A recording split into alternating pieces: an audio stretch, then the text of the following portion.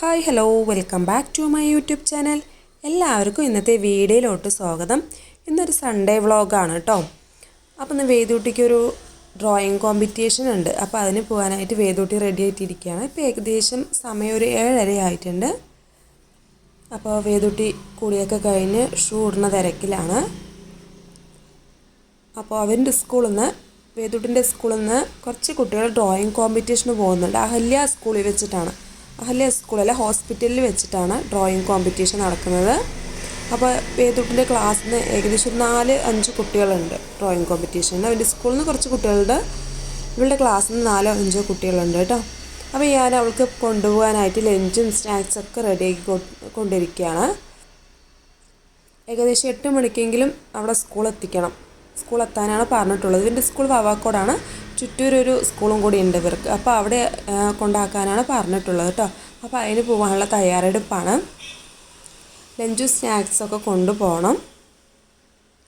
അപ്പോൾ ഞാനതൊക്കെ നേരത്തെ എണിച്ച് എല്ലാം സെറ്റാക്കി വെച്ചിരിക്കുകയാണ്.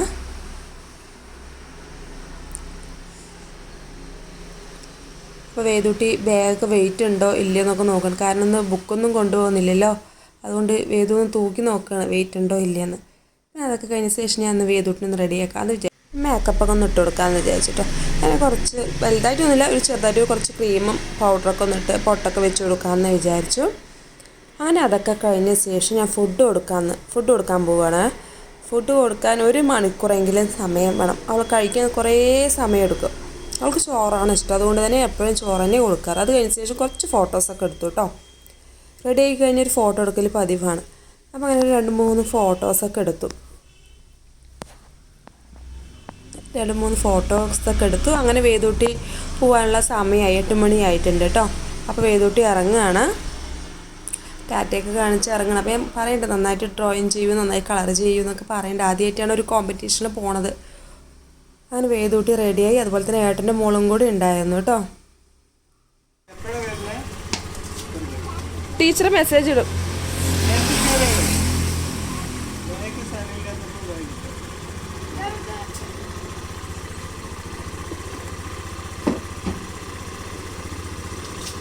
വേദു ടാറ്റ, യാത് tata, all the best. Vedu all the best. ഭക്ഷണം ആക്കിയിട്ടുണ്ട്.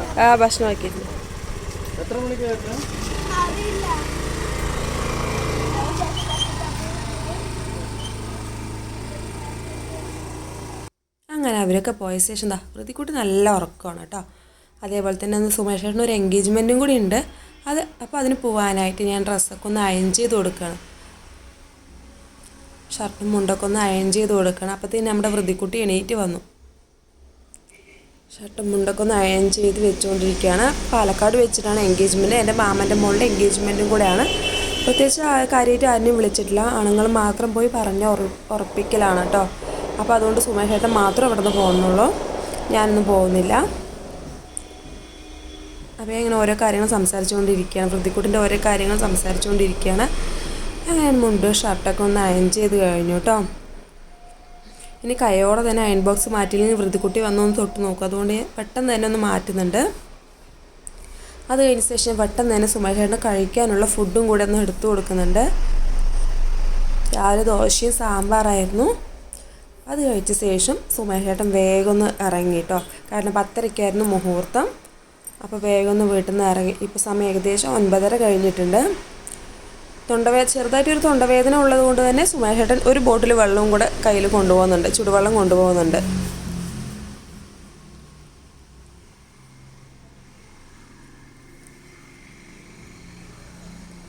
നല്ല ചൂടും കാര്യങ്ങളൊക്കെ ഉണ്ട്, നല്ല വെയിലുള്ള സമയമാണ്.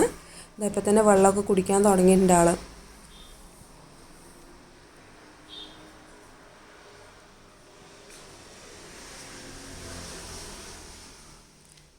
അങ്ങനെ സുമേഷ് ചേട്ടനൊക്കെ പോയിട്ടോ. സുമേഷ് ചേട്ടൻ പോയ ശേഷം ഞാൻ പിന്നെ മുകളിലോട്ട് വന്നിട്ട് ബാക്കി എൻ്റെ കാര്യങ്ങൾ ഓരോ കാര്യങ്ങളായിട്ട് ഞാൻ ചെയ്യാൻ തുടങ്ങി. ക്ലീനിങ്, അതുപോലെ തന്നെ തുണികൾ മടക്കാനുണ്ടായിരുന്നു. അതുപോലെ തന്നെ ചോറും കറിയൊക്കെ ഉണ്ടാക്കണം. ചോറ് വെച്ചിട്ടുണ്ടായിരുന്നു, ഇനി കറി ഉണ്ടാക്കണം. അതുപോലെ തന്നെ അടിച്ചു വാരി തുടയ്ക്കണം.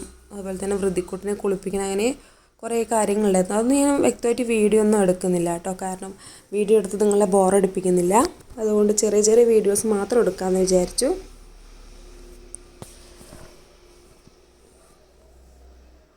അങ്ങനെ അതെല്ലാം ക്ലീനിങ്ങൊക്കെ ഒരുവിധം കഴിഞ്ഞു. അപ്പോഴത്തേൻ്റെ സ്കൂളിൽ നിന്ന് ഓരോ ഫോട്ടോസും കാര്യങ്ങളൊക്കെ അയച്ചു തരുന്നുണ്ടായിരുന്നു. ഉച്ചയോടുകൂടി ഫോട്ടോസും കാര്യങ്ങളൊക്കെ അയച്ചു തരുന്നുണ്ടായിരുന്നു. അതുപോലെ തന്നെ അവർക്ക് ഒരു സർട്ടിഫിക്കറ്റും കിട്ടിയിട്ടുണ്ടായിരുന്നു കേട്ടോ. കോമ്പറ്റീഷനിൽ പങ്കെടുത്ത എല്ലാ കുട്ടികൾക്കും ആ ഒരു സർട്ടിഫിക്കറ്റും കിട്ടിയിട്ടുണ്ടായിരുന്നു. അപ്പോൾ ഏകദേശം ഒരു 3:30-4 മണിയോടുകൂടി അവർ തിരിച്ച് സ്കൂളിൽ എത്തിയിട്ടുണ്ട്. അവർക്ക് ചിറ്റൂർ സ്കൂളിൽ എത്തിയിട്ടുണ്ട്. ഇന്നത്തെ വീഡിയോ ഇത്രയേ ഉള്ളൂ കേട്ടോ. ഇഷ്ടമായ ലൈക്ക്, ഷെയർ ചെയ്യാനും സബ്സ്ക്രൈബ് ചെയ്യാനും മറക്കല്ലേ. പുതിയൊരു വീഡിയോ ആയിട്ട് ഞാൻ വീണ്ടും വരുന്നതായിരിക്കും. Thank you.